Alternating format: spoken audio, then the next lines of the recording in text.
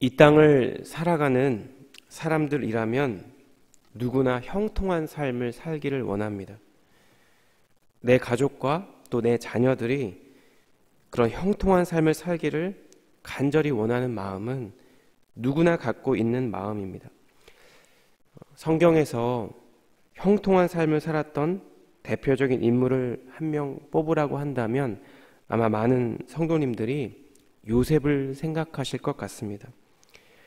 그런데 창세기 39장 3절과 23절 말씀은 요셉의 형통에 대해서 이렇게 이야기합니다. 그의 주인이 여호와께서 그와 함께 하심을 보며 또 여호와께서 그의 범사에 형통하게 하심을 보았더라. 23절이 이렇습니다. 간수장은 그의 손에 맡긴 것을 무엇이든지 살펴보지 아니하였으니 이는 여호와께서 요셉과 함께 하심이라. 여호와께서 그를 범사에 형통하게 하셨더라. 그런데 성경은 요셉이 비로소 총리가 되었을 때 그가 형통하다고 진술하고 있지 않습니다. 여호와께서 요셉을 범사에 형통하게 하셨다라고 할 때 요셉은 바로의 친위대장의 종이었고 감옥에 갇힌 죄수의 신분이었습니다. 성도 여러분, 고대 사회에서 노예나 죄수는 오늘날과는 도저히 비교할 수 없을 정도로 더 비인격적이고 멸시와 천대를 받는 그런 신분이었습니다. 그러므로 성경이 이야기하고 있는 하나님께서 형통하게 하시는 그 형통은 우리가 단순히 생각하는 그런 번영 또 성공만을 의미하는 것 같지는 않습니다. 저희 공동체가 계속해서 묵상하고 있는 이 사무엘 상에는 두 명의 대표적인 인물이 계속해서 대조적으로 묘사되고 그려지고 있는데요. 사울과 다윗입니다. 이스라엘의 초대 왕이었지만 하나님께 버림받은 사울, 사무엘에 의해 왕으로 기름 부음 받았지만 여전히 고난과 시련 가운데 있는 다윗. 이 두 사람의 삶은 진정으로 형통한 삶이 무엇이고 하나님께 버림받은 삶이 얼마나 비참한지를 우리에게 전달해 주고 있습니다.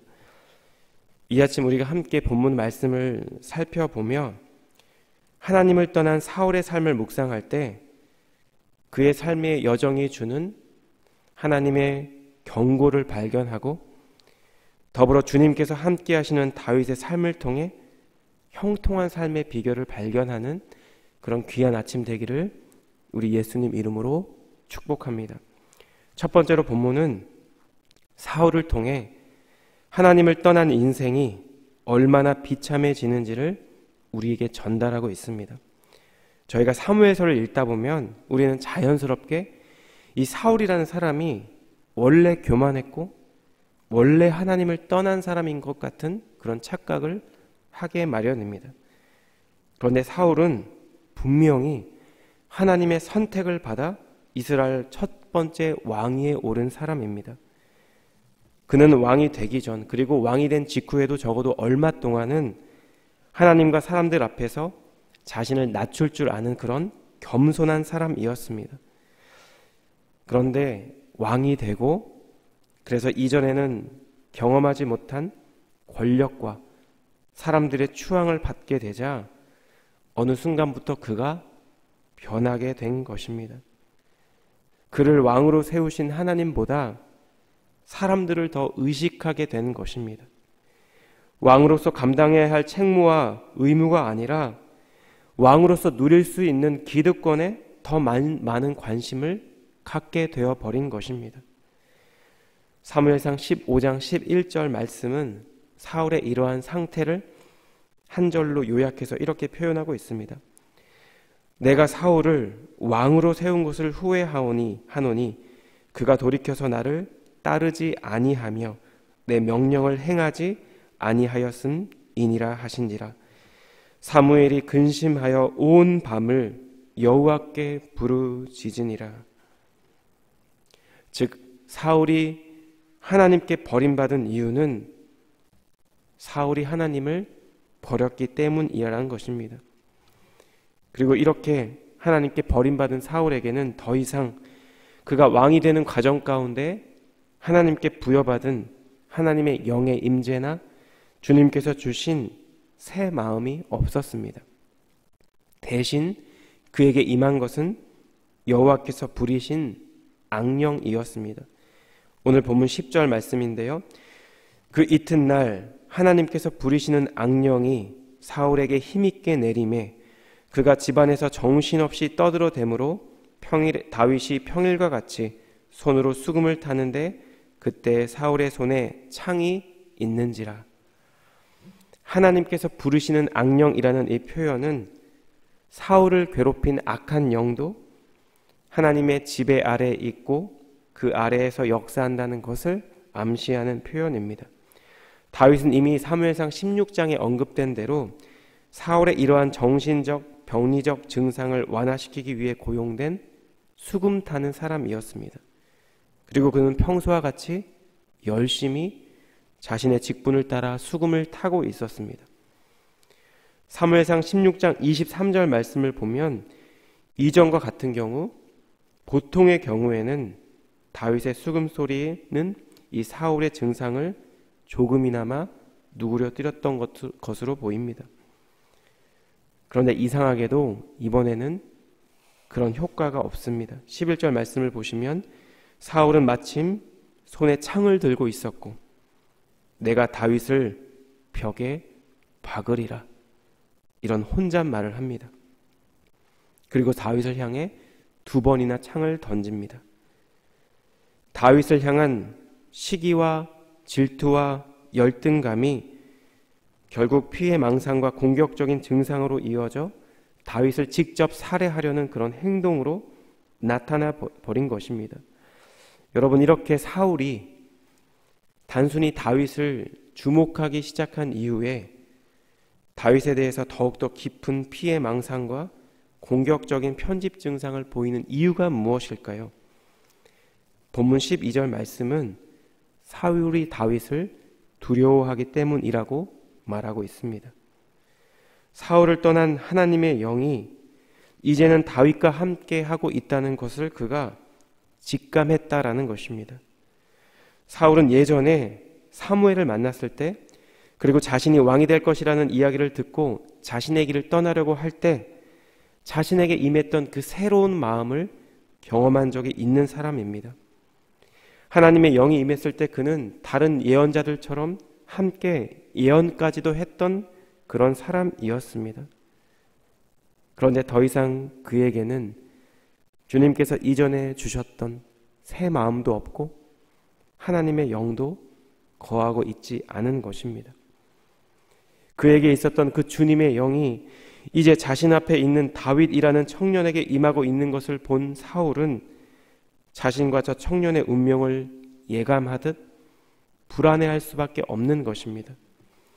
사울은 이스라엘에서 그 누구보다 높은 사람이었지만 이스라엘의 왕으로 이 세상에 이야기하는 권세와 번영을 누렸지만 그의 내면은 너무나 황폐해져 있었습니다. 예전에 처음에 왕이 됐을 때 그에게 있었던 겸손한 마음, 주님을 향한 간절한 마음, 그런 마음은 더 이상 없고 하나님에 대한 두려움, 자신의 왕위가 언제 빼앗길지 모른다는 불안감, 그리고 저 다윗이라는 청년에 대한 질투와 시기와 열등감으로 사울의 내면은 가득 차 있었다라는 것입니다. 왜냐하면 그가 하나님을 떠났기 때문입니다. 1947년에 미국 버클리에 있는 한 교회에서 로버트 멍어 목사님이 전한 설교를 시작으로 이 설교문이 간이 소책자로 만들어진 책이 있습니다. 수많은 사람들에게 읽혀진 책인데요. 바로 내 마음 그리스도의 집이라는 책입니다. 이 책에서 저자는 그리스도인을 내 마음의 집에 오시는 그리스도를 맞이하는 집주인으로 설명합니다.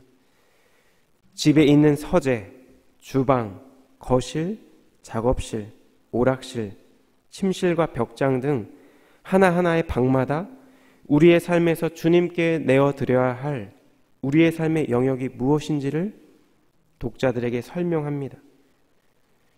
그리고 마지막으로 행한 것이 무엇인지 아십니까? 바로 명의 이전이었습니다. 내가 주인이었던 그 마음, 내가 주인이었던 내 마음의 방을 주님께로 명의 이전하고 주님 뜻을 따라 살겠습니다라고 고백했을 때 그분은 나의 삶을 받으셨고 평안함으로 나의 삶을 인도하셨다라는 내용으로 이 책은 끝을 맺습니다.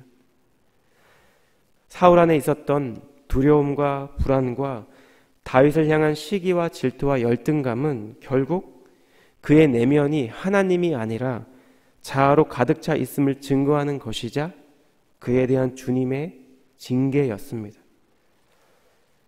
우리 사랑하는 성도 여러분, 혹시 우리 안에 무언가 석연치 않은, 명확하지 않은 두려움과 불안이 있거나 누군가를 향한 시기와 질투와 열등감이 있다는 것을 직감할 때 우리는 주님 앞에 여전히 내어드리지 못한 삶의 영역이 있지는 않은지 돌아보아야 할 것입니다. 사울의 삶이 주는 이 경고의 말씀 앞에서 우리의 삶과 우리의 내면을 잠잠히 돌아보며 오직 그리스도께서 내 마음의 주인 되시는 그런 참된 그리스도인의 삶을 살아가는 우리 사랑하는 성도님들의 복된 삶이 되기를 우리 주님 이름으로 축복합니다. 두 번째로 우리는 다윗의 삶을 통해 참된 형통이란 결국 주님으로부터 나온다는 것을 깨달을 수 있습니다. 자신을 괴롭히는 이 불안과 두려움에서 벗어나고자 사울이 행한 것이 무엇일까요?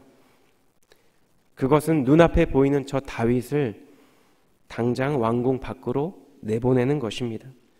자신의 눈앞에서 사라지게 하는 것이었습니다. 본문 13절과 14절 말씀입니다. 그러므로 사울이 그를 자기 곁에서 떠나게 하고 그를 천부장으로 삼음에 그가 백성 앞에 출입하며 다윗이 그의 모든 일을 지혜롭게 행하니라. 여호와께서 그와 함께 계시니라.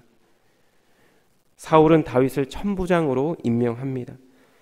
13절에 그가 백성 앞에 출입하여라는 이 표현은 당시 장수가 백성들을 이끌고 전쟁에 나갈 때 쓰는 표현이었습니다. 즉 사울은 다윗을 전쟁터로 내보낸 것입니다.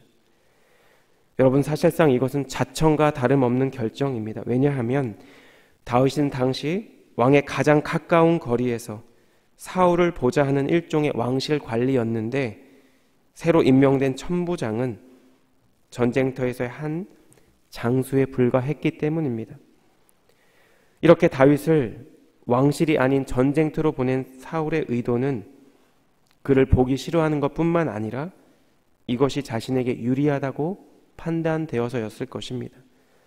혹시나 전쟁 가운데 전사를 하게 되거나 그렇지 못하더라도 전투 가운데 실패하기를 바랬을 것입니다. 그런데 이렇게 왕의 명령에 따라 전쟁터에서 전투를 치르는 다윗은 그에게 맡겨진 모든 일들을 지혜롭게 행하게 됩니다. 본문에서 이 지혜롭게 행하다로 번역된 히브리어 단어는 그 결과까지도 훌륭하다라는 사실을 내포하는 단어와 용법으로 사용이 되었습니다. 즉 다윗은 지혜롭게 행했고 그 결과까지도 좋았다는 것입니다. 그리고 본문은 그 이유를 이렇게 이야기합니다.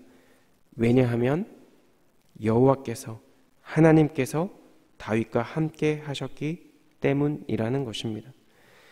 여러분, 다윗은 아버지의 양을 치는 목동으로 있을 때에도 사울 왕의 부름을 받고 왕궁에 있을 때에도 그의 명령에 따라 치열한 전쟁터로 좌천되었을 때에도 하나님께서 함께 하시는 그런 삶을 살았습니다. 이것이 그가 주어진 모든 일들을 지혜롭게 행할 수 있었던 근본적인 이유였습니다. 전쟁터에서 이 다윗과 관련된 이러한 소식들은 아마도 사울에게 보고되었을 것입니다. 본문 15절 말씀은 다시 한번 다윗이 크게 지혜롭게 행했다는 사실을 강조하는 한편 다윗의 이러한 일을 보고 사울이 그를 두려워하고 있음을 우리에게 전달합니다. 아마도 다윗에 대해서 갖고 있었던 이 사울의 불안 증세, 두려움, 이러한 마음은 더욱더 심해졌을 것이고 본문이 말씀하고 있는 것처럼 백성들은 다윗을 더욱더 사랑하게 되었습니다. 오늘 본문에서 살펴본 다윗의 삶의 가장 큰 특징은 무엇일까요? 그것은 지혜롭게 행하는 것입니다. 그리고 본문의 말씀은 다윗이 그렇게 지혜롭게 행하고 형통할 수 있었던 것이 하나님께서 그와 함께 하시기 때문이라고 분명히 말씀하고 있습니다. 우리의 삶의 형통의 근원이 바로 하나님이라는 것입니다. 사랑하는 우리 자녀들이 지혜롭게 행하고 형통하기를 바라지 않는 부모는 아무도 없을 것입니다. 그런데 여러분, 마찬가지로 우리를 하나님의 자녀로 삼아주신 주님은 우리 모두가 다윗처럼 지혜롭게 행하고 형통하게 살아가기를 원하십니다. 그리고 그러한 삶을 살기 위해 본문은 다윗과 같이 우리가 하나님과 동행하는 삶, 주님을 전적으로 신뢰하고 의지하는 삶을 살 것을 권면하고 있습니다. 하나님의 마음에 합한 자로 살 것을 우리에게 도전하고 있는 것입니다. 우리나라 말로 두 갈래길 혹은 가지 않은 길로 번역된 영문시가 있습니다. 오늘 설교의 제목이기도 한데요. 로버트 프로스트라는 미국 시인이 쓴 시입니다. 아마도 많은 분들이 아실 텐데요.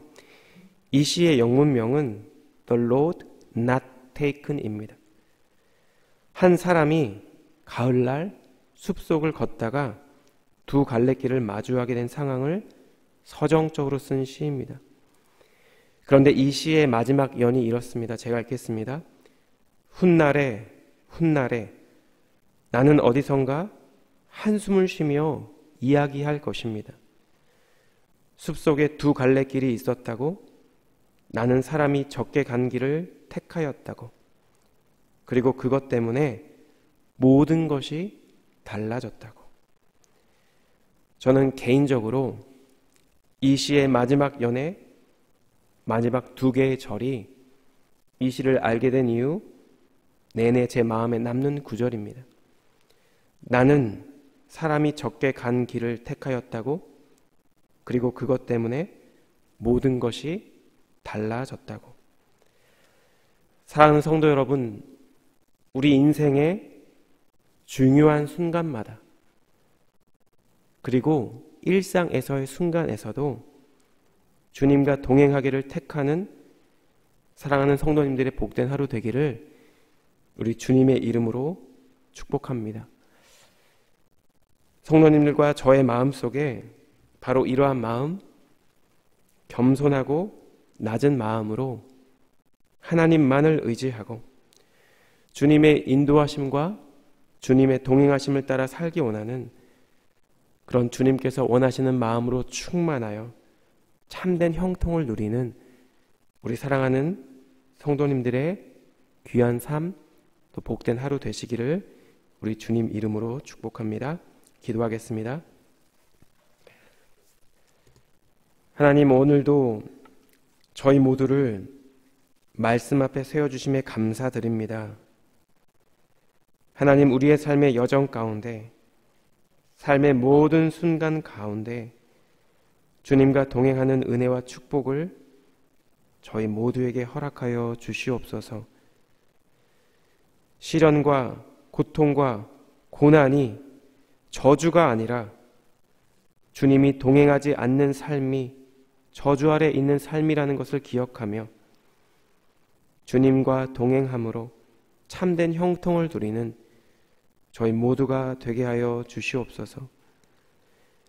하나님, 우리의 삶의 중요한 순간에도, 그리고 일상의 삶의 자리에서도 주님과 동행하기를 선택함으로 주님이 주시는 평안과 기쁨과 형통을 누리고 전하는 사랑하는 하늘의 교회 모든 성도님들의 복된 삶이 되게 하여 주시옵소서.